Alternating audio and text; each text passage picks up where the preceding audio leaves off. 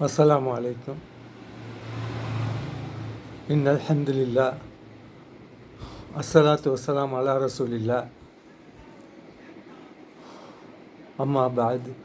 وقال الله تعالى في القرآن العظيم يا أيها الناس اتقوا ربكم الذي خلقكم من نفس واحدة وخلق منها زوجها وبث منهما رجالا كثيرا ونساء واتقوا الله الذي تساءلون به والأرحام إن الله كان عليكم رقيبا. اللهم صل على محمد وعلى آل محمد كما صليت على إبراهيم وعلى آل إبراهيم إنك حميد مجيد. اللهم بارك على محمد وعلى آل محمد كما باركت على إبراهيم وعلى آل إبراهيم إنك حميد مجيد. எல்லாம் அல்ல ஏக இறைவனுக்கு எல்லா புகழும்.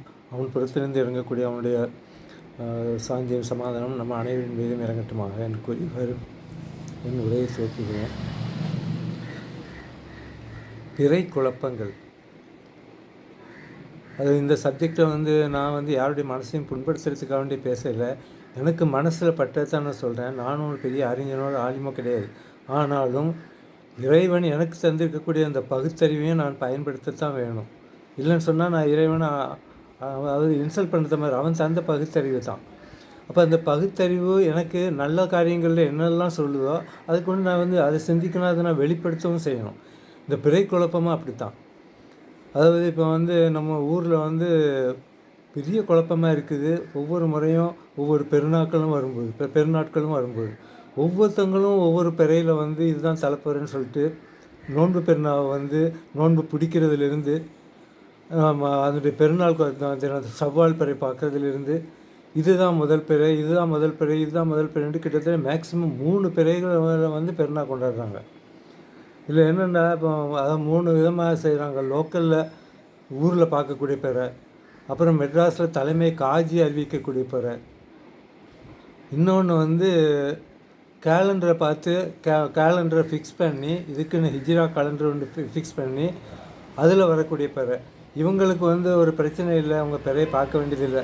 கேலண்டரில் எந்த தேதி வருதோ அதுதான் அவங்களுக்கு பிறை. அதே மாதிரி இப்போ சர்வதேச பிறைன்னு சொல்லிட்டு சர்வதேசத்தில் எந்த இடத்துல பிறை தெரிஞ்சாலும் அதில் நாங்கள் அதை எடுத்துக்கொள்ளணும்னு சொல்கிறவங்களும் கிட்டத்தட்ட இந்த கேலண்டர் பிறைக்கு மெர்ஜாக தான் வர்றாங்க.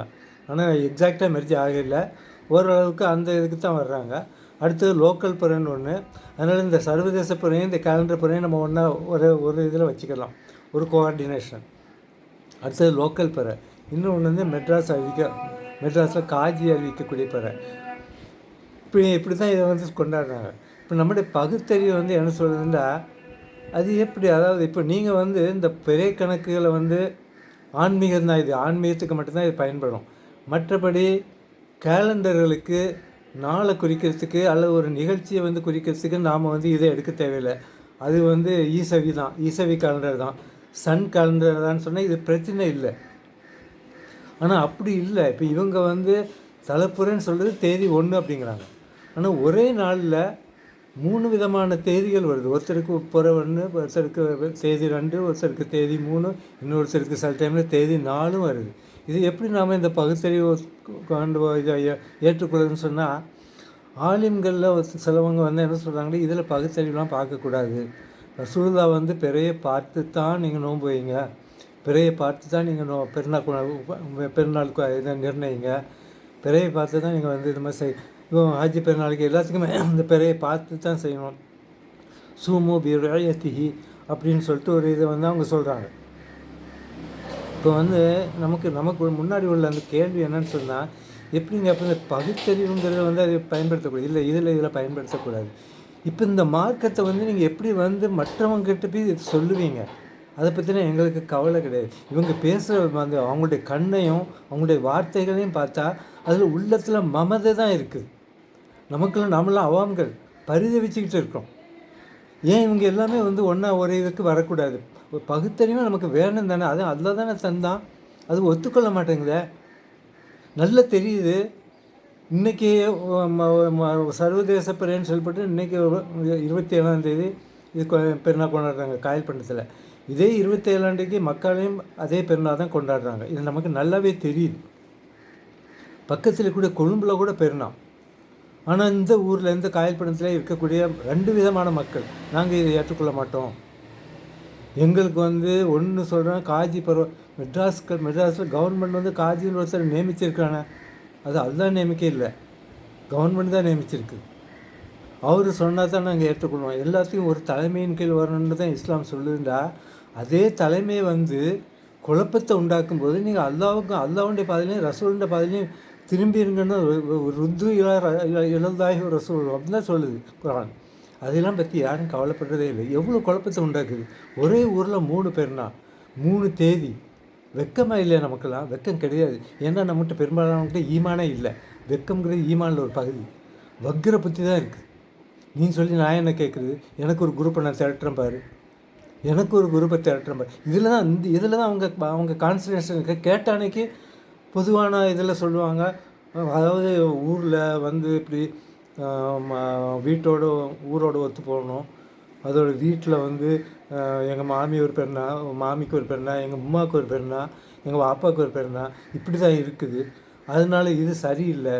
நம்ம வந்து குடும்பத்தோடையும் இதை ஊரோடையும் ஒத்து போகணுங்கிறதுக்காக வேண்டி தான் நாங்கள் வந்து இதை வந்து இது பண்ணுறோம், லோக்கல் போகிறது தான் சரின்னு சொல்கிறோம் அப்படின்னு சொல்லிட்டு ஒரு குரூப் வந்து என்ன செய்கிறாங்க, அவங்களும் தனித்தடலுக்கு தான் போகிறாங்க.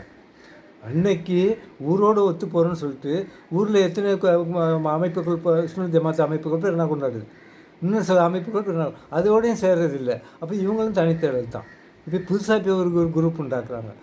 இதுக்கு இதை நான் சொல்கிறதுனால யாரும் வருத்தப்பட வேண்டாம். கொஞ்சம் சிந்திச்சு பாருங்கள். எல்லோரும் நம்ம ஒன்றா தான் இருக்கணும். இது வந்து நான் ஒரு ஆலிம் கிடையாது, எதுலேயும் நான் எந்த முடிவுக்கும் வரையில்லை. பட் நான் இருக்கக்கூடிய இந்த குழப்பத்தை தான் நான் வெளிப்படுத்துகிறேன். இது எவ்வளோ பெரிய வக்கரமான ஒரு செயல். ஒரு நாளில் 3 தேதி, அது என்ன பகுத்தறிவு? நீ எப்படி இந்த மார்க்கத்தை வந்து அடுத்தவங்களுக்கு எத்தி வைப்பீங்க? எப்படி தப்லீக் செய்வீங்க? இப்படி தான் சொல்லுவீங்களா? இல்லை, பகுத்தறிவு உள்ள மார்க்கம்ப்பா. ஆனால் சில விஷயங்களில் மட்டும் நீங்கள் பகுத்தறிவை பற்றி கேள்வி கேட்கக்கூடாதுண்டா ஓடிடும். இப்போ இது விட்டு ஒரு நிகழ்ச்சியில் இங்கே காயல் பண்ணத்தில் நடந்த ஒரு நிகழ்வு, மாற்று மதத்து சகோதரர்களுக்கு சந்தேகத்தை விளக்குற மாதிரி உள்ள நிகழ்வு நடத்தினாங்க. ஆயிஷா சித்திக்கால 2-3 வருஷம் தொடர்ந்து நடத்தினாங்க. அந்த 2-3 வருஷம் நான் ஒருத்தரை பார்த்தேன். ஒருத்தர் ஒரே கேள்வி தான் கேட்குறாரு, சொல்லிக்கிட்டு தான் கேட்குறாரு. நானும் தொடர்ந்து இந்த 2-3 வருஷமாக கேட்குறேன். எல்லாத்துக்கும் ஒவ்வொரு ஃபெஸ்டிவலும் வந்து ஒரு நாள் தான் வருது. ஆனால் இந்த முஸ்லீம்கள், அது பர்டிகுலராக காயல் பண்ணத்துக்கு மட்டும் இந்த பெருநாள் தினங்கள்லாம் வந்து ஒரு ஆளுக்கு ஒரு இதில் தினத்தில் கொண்டாடுறீங்க. ஏன் உங்களுக்கு மட்டும் ஒரு வானம் இல்லையா? இது எனக்கு விளக்கி சொல்லுங்கன்னு கேட்குறான். பதில் சொல்ல முடியல. அப்போ பதில் சொல்ல முடியலன்னு சொன்னால் நாம் தான் தப்பில் இருக்கணும்னு அர்த்தம். சரியாக இருக்கிறவங்க கண்டிப்பாக பதில் சொல்லுவாங்க. தயக்கம் சொல்ல முடியல, அவங்களுக்கே தெரியுது. இது அதாவது பொறையை பார்க்கணும், பார்த்து தான் விடணும். பொறைங்கிறது வந்து அல்லாவோட. நான் ஒன்று சொல்கிறேன், இன்றைக்கி எத்தனை விஷயங்கள் வந்து நம்ம விஞ்ஞானம் முன்னேறிட்டு. தொழுகையை கூட குச்சி வச்சுலாம் வந்து யாரும் நேரத்தை நிர்ணயிக்கிறது இல்லை. ரசூல்லா காலத்தில் அப்படி தான் செஞ்சுருப்பாங்க. ஆனால் இப்போ நமக்கு நல்ல வசதிகள் வந்துருச்சு. இப்போ வால் கிளாக்லாம் விதவிதமாக வந்துருச்சு. 10 வருஷத்துக்குள்ள கேலண்டரை கூட இப்போ போட முடியும் டைமிங்கோட. அந்த டைமிங்கை தான் ஃபாலோ பண்ணுறாங்க தொழுகைக்கு. யாரும் வந்து குச்சியெல்லாம் பார்க்குறது இல்லை. அப்போ அதுக்கு மட்டும் அப்படி வந்து இதில் வந்து இல்லை, ரசூல்லா கண்டிப்பாக பொறையை பார்க்கணுன்னு சொன்னாங்க. நிச்சயமாக நான் சொல்கிறேன், எந்த மனசுக்கு பட்டது தப்பாக இருந்தால் என்னை மன்னிச்சிக்கிறேங்க. இவ்வளோ பகுத்தறிவு உள்ள ஒரு மார்க்கத்தை கொண்டு வந்தாங்க. எவ்வளோ பகுத்தறிவு! இஸ்லாத்தை பார்க்கும்போது நமக்கு பிரமிப்பாக இருக்குது. எத்தனையோ மதங்கள்ங்கிற பேரில் மூட நம்பிக்கைகளும், மதம்ங்கிற பேரில் அழிச்சாட்டிங்களும் ஆர்ப்பாட்டங்களும். இப்போ இந்த அழகான ஒரு மார்க்கம், இது யாராலையுமே குறை சொல்ல முடியல. இப்பவும் சரி, இஸ்லாத்துக்கு விரோதமாக இஸ்லாமை ஃபோபியான்னு சொல்லக்கூடியவனு கூட இஸ்லாத்தை குறை சொல்ல முடியல. அவன் வெறி தான் காட்டுறான். அந்த காலத்துலேயும் அப்படி தான், அபூ ஜஹல் காலத்துலேயும் அப்படி தான். அவங்களால குறை சொல்ல முடியல.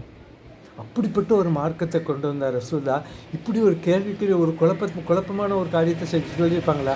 பிறங்கிறது ஒரு தடவை தானே பிறக்குது, அது ரசூல்லாதான் தெரியும். அது அல்லாஹ் தானே பிறக்க வைக்கிறான், அதுவும் ரசூல்லாக்காக தெரியும். ஆனால் அவங்க எப்படி இப்படி சொல்லியிருப்பாங்க? நீங்கள் பொறையை கண்டா அன்றைக்கி நாளை 1 ஆக்குங்க, அது காண இல்லைண்டா அது 31 ஆக்குங்க. இது எப்படி சொல்லுவாங்க? கேலண்டருங்கிறது வந்து ரசூல்லா காலத்தில் கேலண்டர் வந்து நாட்காட்டினுங்கிறது இல்லை, வருஷம் மாதம் தான் இப்படி தான் இருந்தது. நமக்கு ஒரு கேலண்டர் வேணுங்கிறது வந்து அபூபக்கர் சித்திக் காலத்தில் இப்போ கேலண்டர்ன்ற தேதி 1, 2, 3 இதை வந்து அந்த காலத்தில் அவங்க நிர்ணயித்த மாதிரி வந்து ஆஃபீஸாக எனக்கு கிடைச்சா நீங்கள் சொல்லுங்கள். மாதத்தை இது பண்ணியிருக்காங்க, வருஷத்தை வந்து இது பண்ணியிருக்காங்க. அது யானை ஆண்டு அப்படின்லாம் சொல்லியிருக்காங்க. மாதங்கள் 12 வந்து ரசூலுல்லாஹ் காலத்தில் இருக்குது. முஹர்ரத்திலிருந்து ஜுல்ஹஜ் முடிய. இவங்க வந்து அந்த இந்த ஹிஜ்ரி காலண்டர் வந்து எதுலேருந்து ஆரம்பிக்கிறதுங்கிறது தான் அபூ மூஸா இருந்துச்சு. அது ஹிஜ்ரி என்றைக்கு நடந்ததோ அன்னையிலிருந்து அந்த அன்னையிலிருந்து இல்லை, அந்த நாள் வந்து எந்த மாதத்தில் வருதோ அதை முதல் மாதமாக ஆக்கிடும். இல்லை அந்த நாள் வந்து எதுலேருந்து வருதோ, எந்த வருஷத்துலேருந்து வருதோ அதை நம்ம ஹிஜ்ரி 1ன்னு வச்சுக்கிறோம். மாதம் வந்து ரபியுல் அவல்லாம் நடந்தது ஹிஜ்ரி. ஆனால் ரபியுல் அவலில் முதல் மாதம் வந்து அவங்க வைக்கல. அது ஒரு பெரிய குழப்பத்தை உண்டாக்கும். ஏன்னா ஏற்கனவே மொஹர்ரம் தான் முதல்ல இருக்குது. அதனால் மொஹர்ரம் 1ல் தான் ஹிஜ்ரி பிறக்குதுன்றா கூட ஹிஜ்ரி நடந்தது மொஹர்ரம் 1ல் இல்லை. அது நடந்து ரபியுல் அவலில் நடந்திருக்குது. அப்போ அப்போ எதுக்காக செஞ்சாங்கன்னு சொன்னால், நமக்கு ஒரு சம்பவத்தை நான் குறிக்கணும், சரித்திர குறிப்புகள் எழுதணும், இதுக்காக தானே செஞ்சாங்க. இதுக்கு தேதி முக்கியம்ல. மாதம் வருஷம்லாம் இருக்கட்டும், தேதிங்கிற பர்டிகுலராக எந்த தேதியில் நடந்ததுன்னு எப்படி நீங்கள் சொல்லுவீங்க? ஸோ காலண்டருங்க நமக்கு வேணும், இதுலேயும் குறிப்பிடணும்னு வாய் தான் சொல்லுதே தவிர உங்கள் செயல்பாடு அப்படி இல்லையே. நான் சொல்கிறது தான் கரெக்டு, இதாண்டி தான் ஒன்று தான் இப்படின்ற ஒரு குரூப்பு, இன்னொரு குரூப்பு நான் சொல்கிறது தான் சரின்னு. இது எங்கேயுமே இல்லையே, ஈவன் ஈசவியில் கூட இல்லையே. இப்போ பொறையை பார்க்கத்தான் சொன்னாங்கன்னா அந்த கூகுளில் இப்போ நீ தட்டி பார்த்தா தெரியுது. பொறையை பார்த்து தான் யூதர்கள்லாம் உங்களோட காலண்டர் உண்டாக்குறாங்க. இப்போ நான் இந்த வீடியோவை ஏதோ கட் பண்ணுறேன், ஏன்னா இதை தொடர்ந்து இது பண்ண இப்போ எக்ஸீட் ஆகிடும். அதை கண்டினியூ பண்ணுறேன் அடுத்த இதில். அஸ்ஸலாமு அலைக்கும்.